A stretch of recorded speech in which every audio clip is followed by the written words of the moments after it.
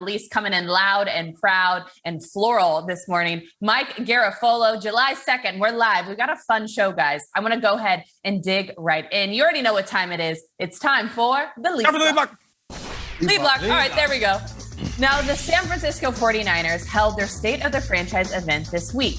We heard from Jed York, Kyle Shanahan, George Kittle, and of course, General Manager John Lynch. Lynch was asked if he thought their current roster is better than when the 49ers went to the Super Bowl back in 2019. He said, "I think we've improved. We've improved our depth." Now, there's always attrition. You're going to lose people. You're going to add people. But I do think we are better. I do think we're more talented. And I think good times are coming. And I'm just looking forward to getting going. Incredible words from GM John Lynch. All eyes on San Francisco and that quarterback situation, though. So, Mike, starting with you on this one. For the 2021 season, is this season all about the quarterback position for the San Francisco 49ers? No, absolutely not. How can it be when the quarterback in question, at least the one that we're expecting to start the season, in Jimmy Garoppolo, only threw the ball 8 times in the NFC Championship game a couple of years ago? So this is an offense that's built to succeed with more than just the quarterback. It's a system that the quarterback benefits based on what is happening elsewhere. And this is a team where they can compete with Jimmy Garoppolo not being the guy that they're relying upon in the same way that the Chiefs rely upon Patrick Mahomes, or the Steelers used to rely upon Ben Roethlisberger throwing the ball 60 times a game. So I'm going to have to give a hard no to this one. And the Niners expecting that their injury karma, the bad injury karma that is, was all exhausted in 2020, and they'll get nothing but good injury karma in 21. Everything will be strong around Jimmy, and they'll be able to compete with a roster that was good enough to get them to the precipice of a Super Bowl title a couple of years ago. Yeah, Mike, I would say it's less about the quarterback, more about being available, right? And we heard the word attrition in that comment from John Lynch.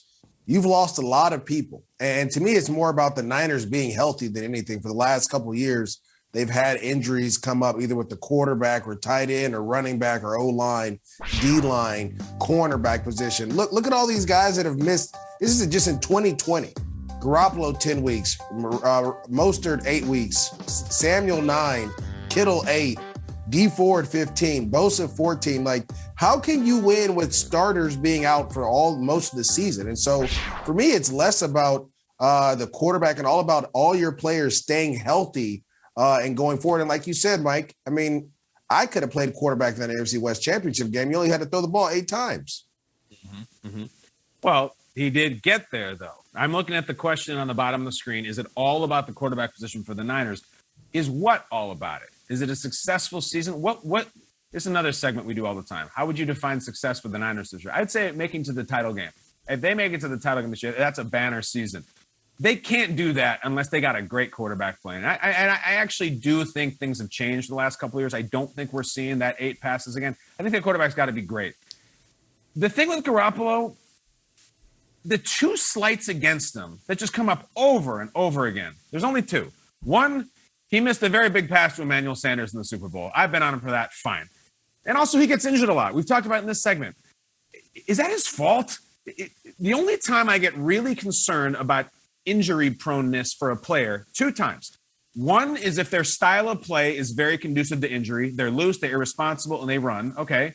Or if they have some sort of degenerative thing, like a knee or an ankle that they're neither of those things apply to Garoppolo. I think Jimmy Garoppolo's biggest sin is that he has had bad injury luck. It just happens. Matthew Stafford couldn't stay on the field for his first few years with the Lions, and then he turned into an Iron Man. It just happens. If anything, if you believe in the law of averages of the injury gods, Garoppolo has those out of the way. So maybe, just what if? Let me pose the question. What if Jimmy G did like a diet version of what Rodgers did last year? Meaning, okay, well, you drafted my replacement. I'm going to torch the world. I'm going to play the best football you've ever seen me play. I have the best team around me now. I actually think that's possible, because the other thing you hear about Jimmy G, well, it's all Kyle Shanahan's offense. It's Kyle Shanahan. Kyle Shanahan was the coach of a 1-10 49ers team when Jimmy G showed up, and then they went 5-0 the second he got there. A lot of injuries, A lot of issues he's dealt with. If he stays healthy, I still think the Niners can do all the things they need to this year. And maybe Trey Lance doesn't even see the field. Jimmy G, healthy. I don't hold it against him. I think he'll play well. But Kyle, there has been some chatter that even if Jimmy G is the starting quarterback, there are some packages and some scenarios where they actually bring Trey Lance onto the field as well, kind of like a Taysom Hill type of situation. So MJD, I know you like Kyle Shanahan. You know him well. You often complimented his type of offense. What do you think that brings into the mix if you see both of those guys on the field during quarterback situations? Well, it's going to be tough on the defense. If you get in the red zone, you have Trey Lance in there. You know he could throw the ball and possibly run it as well. It's going to put a little bit more stress there. Again, you have to start finding ways because eventually Trey Lance is going to be the guy. You traded too much draft capital for him not to start playing. But I know when you talk about Kyle and the Niners and kind of how they set things up, you may see him in some wildcat. He may have a package of 5 plays or 10 plays that he can go in and use. Just to get his feet wet in a regular season game. Because, again, like we said, you never know what may happen throughout the course season. All I know is the last 3 seasons, Jimmy's been banged up, and you've had to play with Nick Mullins or C.J. Beathard. And this time when you get a chance, it'll be Trey Lance. Now, we asked the same question. Oh, go ahead, Mike.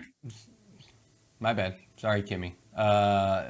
I covered a Giants team in 2004 that was 5-4 with Kurt Warner as the starting quarterback, and then they put Eli Manning in and proceeded to lose every game up until week 17 when they finally won. I wouldn't expect that in this case with Trey Lance. These quarterbacks now are much more prepared for life in the NFL. So even if Jimmy Garoppolo's got them to a respectable record and they go, you know what, it's just time. We've got to put this guy in. He's just so impressive.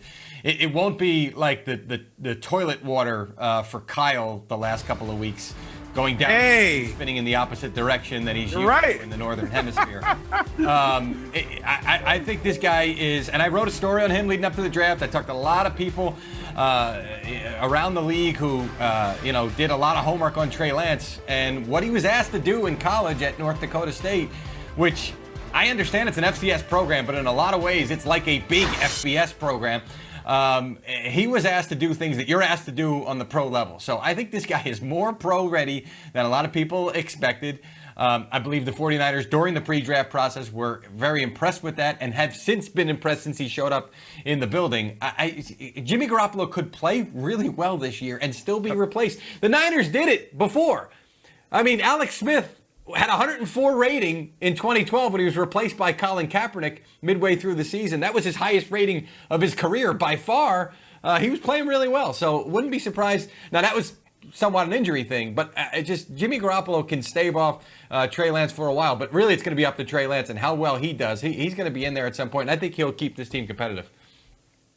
Less than a month away from training camp starting. I know a lot of us excited to see these two guys on the field in real time and figure out who's it going to be, Jimmy G or the rookie in Trey Lance. Now, gentlemen, you never know what could happen between now and week 1. Is there a chance that we will see Aaron Rodgers